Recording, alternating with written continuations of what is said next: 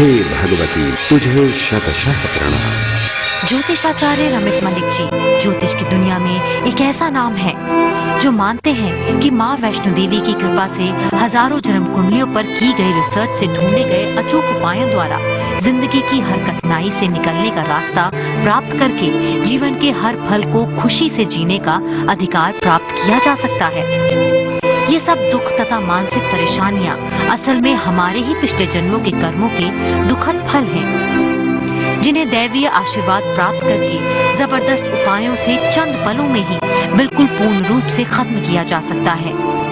ज्योतिषाचार्य रमित मलिक जी द्वारा आपकी जन्म तिथि, जन्म समय और जन्म स्थान पर आधारित कुंडली पर बहुत ध्यान लगाकर की गई रिसर्च से एक ऐसी दिव्य भविष्यदर्शी कुंडली फल तैयार की जाती है जिसका नाम है जीवन सार अमृत कुंडली फल। ये जीवन सार अमृत कुंडली फल उन लोगों के लिए संजीवनी बूटी की तरह कार्य करती है जिन्हें अपने जीवन में कहीं से भी परेशानियों का हल नहीं मिल पा रहा था और जो ज्योतिष गुरु रमित मलिक जी से व्यक्तिगत तौर पर मार्गदर्शन न मिल पाने से निराश होकर जिंदगी बिता रहे थे। अपने दुखों से मुक्त होने की आखिरी कोशिश के रूप में या पहले ही उचित कदम के तौर पर आज ही ये सुखों की अमृत वेदों रूपी पुस्तक मंगवाएं और बने माँ वैष्णो देवी की अपरंपार कृपा का हिस्सा।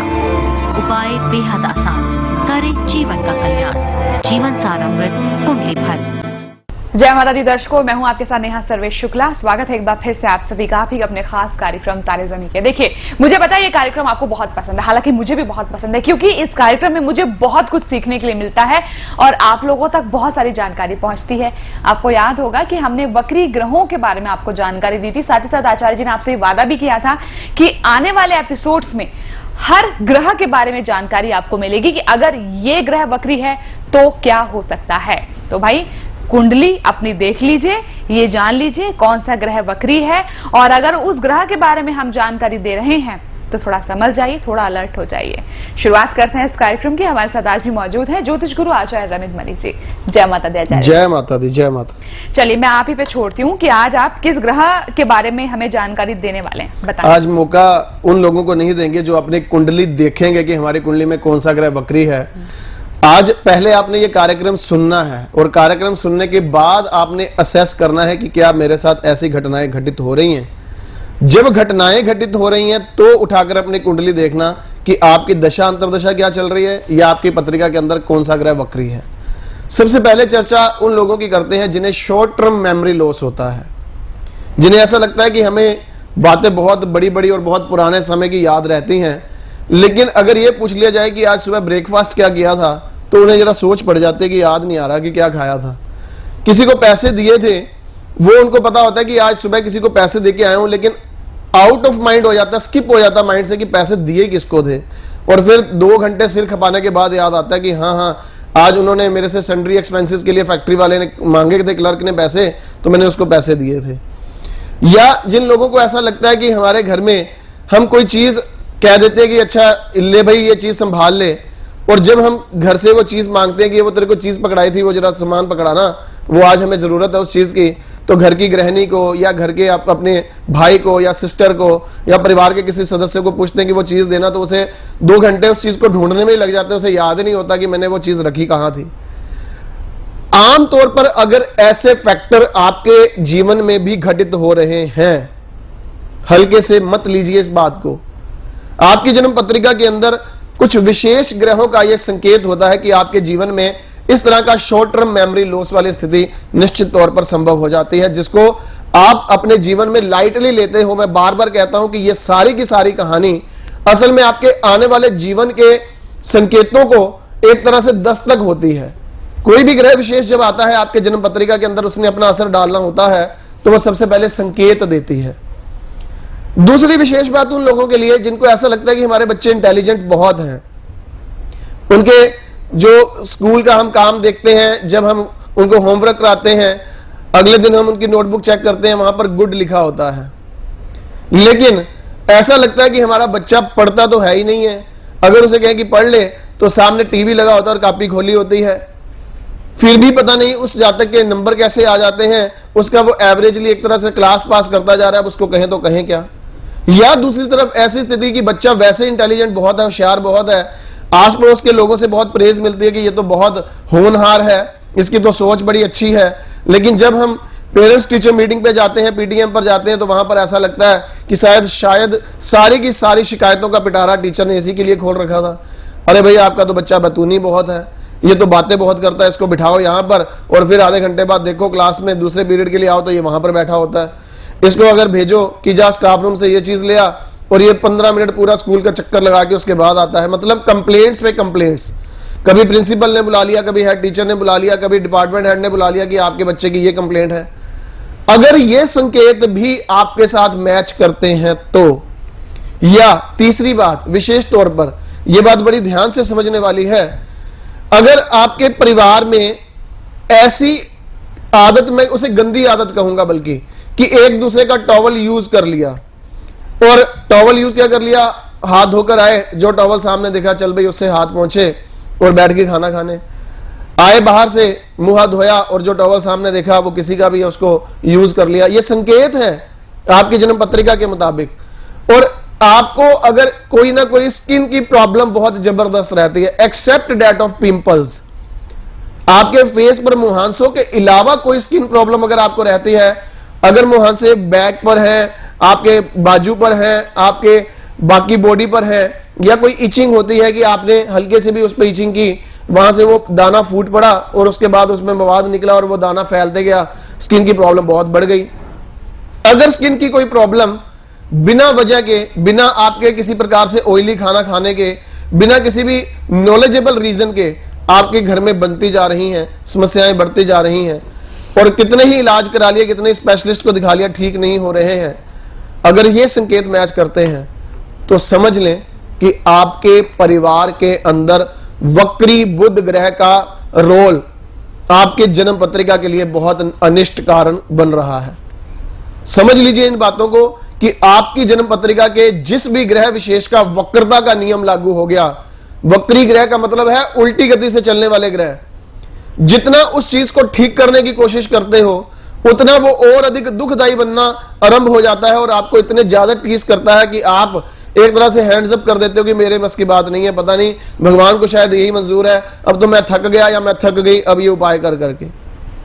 वक्री ग्रहों का ये खेल है, इसलिए वक्रता के नियम के अनुसार जब तक उसके उपाय ना हो जाए तब तक रिलीफ नहीं मिलेगा।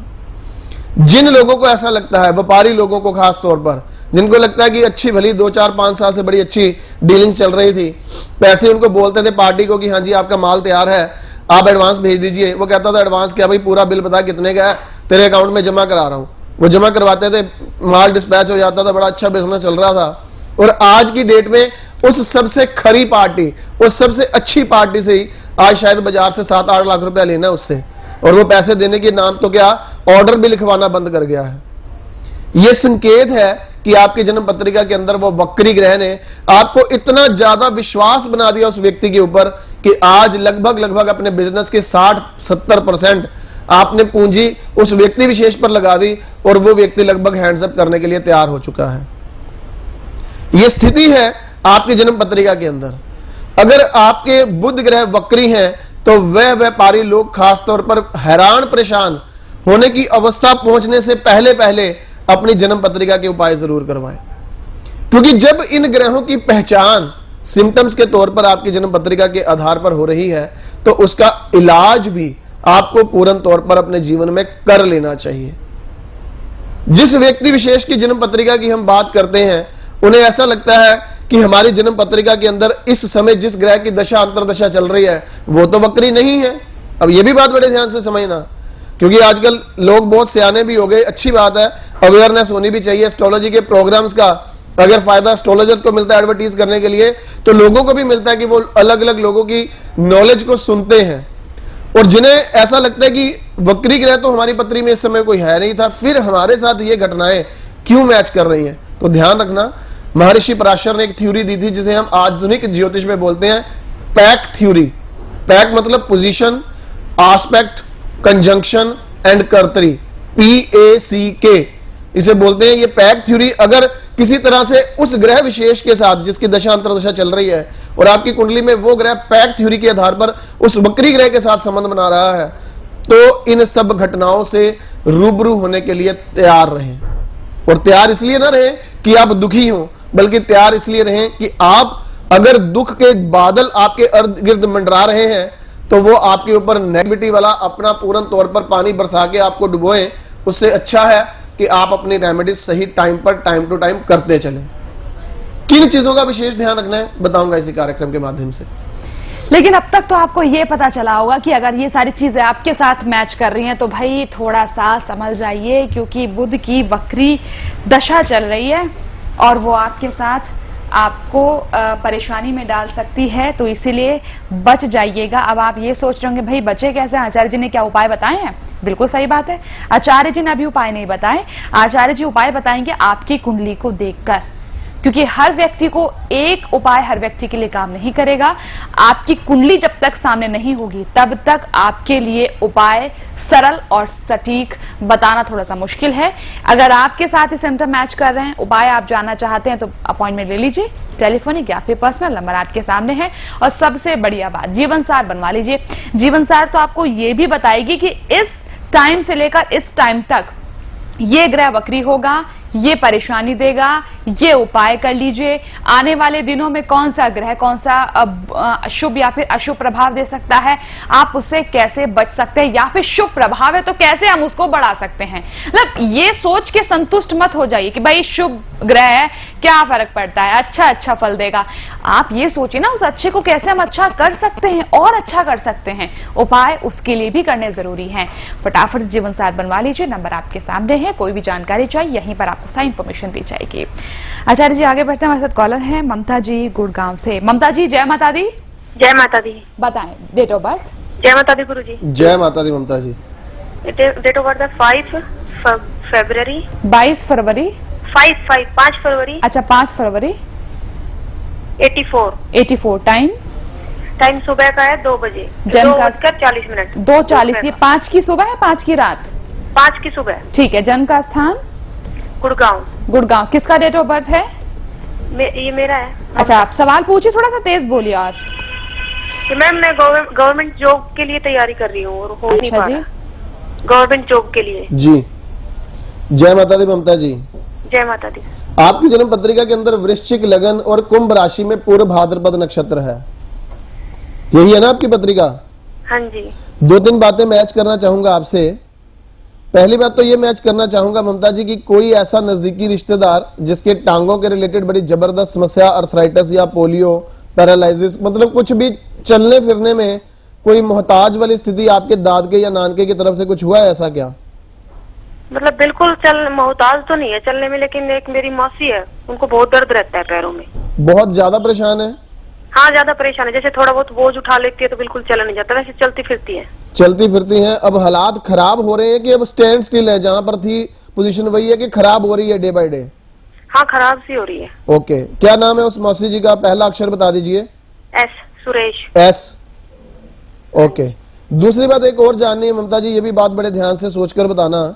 आपकी जन्म पत्रिका के योगों के मुताबिक कोई ऐसा नजदीकी रिश्तेदार जिसको संतान ही ना हुई हो, या कोई एक ऐसा रिश्तेदार जिसकी मैरिड लाइफ बहुत खराब हो गई, या 2 शादियां हो गई, या कुछ याद रखने योग्य घटना हुई कि शादी इंटरकास्ट हुई है, कुछ ना कुछ प्रॉब्लम वाली शादी हुई है क्या?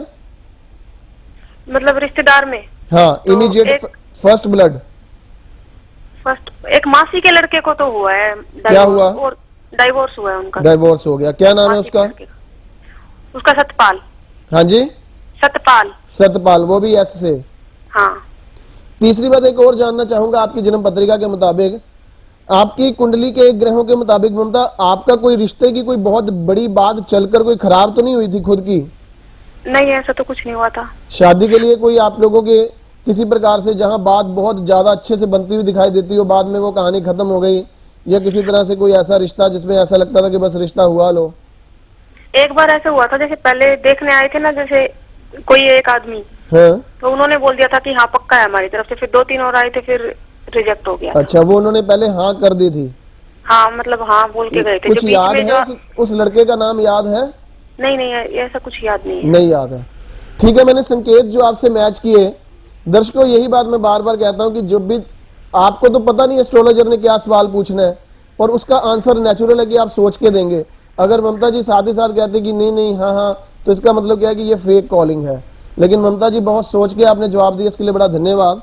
शनि और गुरु की जो दशा आपकी जन्मपत्री में चल रही है, चेहरे पर मुस्कुराहट आनी चाहिए, क्योंकि आपके प्रश्न का उत्तर हाँ है। आपको सरकारी नौकरी का योग बनता है। यहां पर एक छोटी सी बात का खास ध्यान रखना, मेरी बात को बड़े ध्यान से समझना।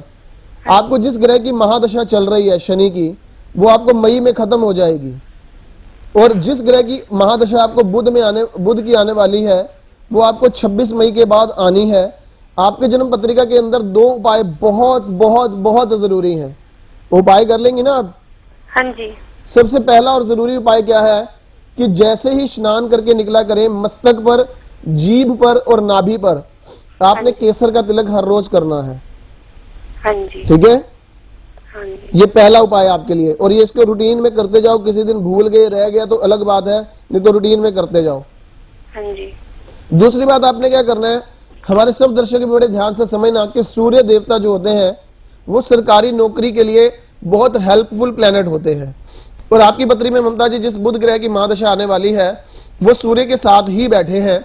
इसलिए सूर्य ग्रह का एक पूजन कवच, किसी भी एस्ट्रोलॉजर को बोले, अगर आपके आसपास कोई अच्छे विद्वान हैं उनको बोलें कि सूर्य का पूजन आपके लिए करके उसका एक प्रसाद रूप में कवच बनेगा, वो आपने या तो गले में पहनना है या अपने घर में पूजा स्थान पे रखना है। सूर्य का पूजन कवच गोल्ड या गोल्ड प्लेटेड हो, वो आपने अपने जीवन में अपने और अपने पापा का नाम और गोत्र से तैयार करवाना है। ये आपने जीवन में धारण करना है या अपने पूजा स्थान पे रखना है, संडे से शुरू करके।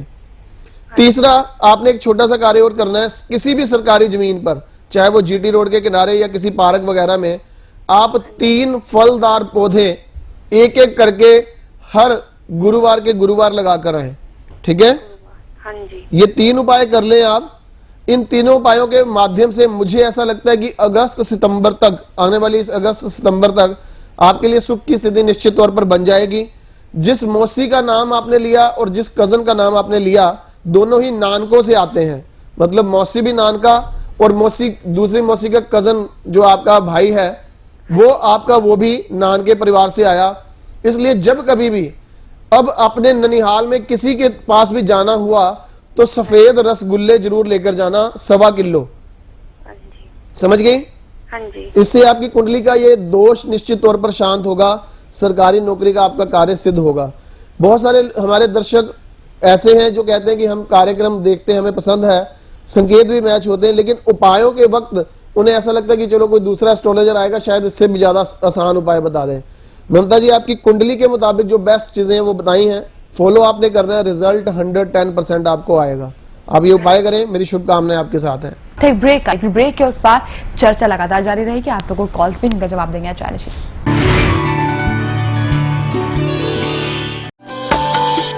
अगर आप ज्योतिष विद्या में रुचि रखते हैं तो नक्षत्र astro research and study centre शुरू करने जा रहा है दिल्ली में ज्योतिष की कक्षाएं। आप पत्राचार यानी कॉरेस्पॉन्डेंस के जरिए भी ज्योतिष विद्या सीख सकते हैं। अधिक जानकारी के लिए संपर्क करें वीना नंदा जी ज्योतिषाचार्य 09999886471। जय माता दी दर्शकों, मैं हूं आपके साथ नेहा शर्मा और मैं एक बार फिर आप सभी का बहुत बहुत स्वागत करती हूं हमारे इस खास कार्यक्रम तारे ज़मीं के में। मैं इस कार्यक्रम में हमेशा कहती हूं कि हमारे साथ मौजूद हैं ज्योतिष गुरु आचार्य रमित मलिक जी। बिल्कुल, आज भी हमारे साथ आचार्य जी मौजूद हैं, लेकिन आचार्य जी के साथ साथ आज हमारे साथ मौजूद हैं स्पेशल गेस्ट। जी हाँ, आप जानते हैं लगातार मैं बात करती हूँ कि अगर आपको ज्योतिष की कक्षाओं के बारे में कोई भी जानकारी चाहिए तो आप वीना नंदा जी से संपर्क कर लीजिए। तो चलिए, आज हमारे साथ इस कार्यक्रम में वीना नंदा जी भी मौजूद हैं, जो कि हमें बताएंगी कि कैसे उनके मन में ये ख्वाब आया कि ज्योतिष की कक्षाओं को शुरू किया जाए और लोगों को ये ज्ञान दिया जाए। शुरुआत करेंगे इस कार्यक्रम की और स्वागत करेंगे वीना नंदा जी का और आचार्य जी का। वीना नंदा जी, बहुत बहुत स्वागत है आपका। जय माता दी। जय माता। आचार्य जी, जय माता दी। जय माता दी। वैसे तो इस कार्यक्रम में हम अक्सर सवाल में शुरुआत आपसे करती हूँ, लेकिन आज इस कार्यक्रम की शुरुआत में वीना नंदा जी से सवाल करके करना चाहूंगी। ज्योतिष की कक्षाएं हमारी शुरू होने वाली हैं, जैसे कि हमारे सभी दर्शक जानते हैं।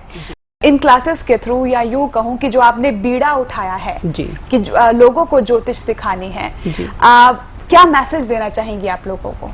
आइए, नक्षत्र स्टडी एंड रिसर्च में आपका स्वागत है। जो कुछ भी हमसे बन पड़ेगा हम ज़रूर करेंगे। जो भी आपकी जिज्ञासा होंगी हम शांत करने की कोशिश करेंगे। That's it. आप क्या कहेंगे आचार्य जी? ये बहुत ही अच्छी बात हमें ये लगी कि जब हम वीणा जी को मिले तो उन्होंने ज्योतिष के प्रति जब रुचि दिखाई, कई सारे ऐसे प्रश्न थे जो साधारण लोग आकर नहीं पूछते हैं, क्योंकि जब इनको प्रिडिक्शन की जा रही थी बहुत सारी ऐसी बातें थी जिनके बारे में हमने जब इनसे चर्चा की तो इन्होंने कहा कि मुझे इसके बारे में कुछ रीजन भी बताएं कि आपने ऐसा बताया तो क्यों बताया। तो मैंने इनसे पूछा कि ज्योतिष में इंटरेस्ट है आपका? तो उन्होंने कहा कि हाँ जी, मैं काफी देर से ज्योतिष करती हूँ, लेकिन मुझे आपकी बातें बहुत अच्छी लग रही हैं।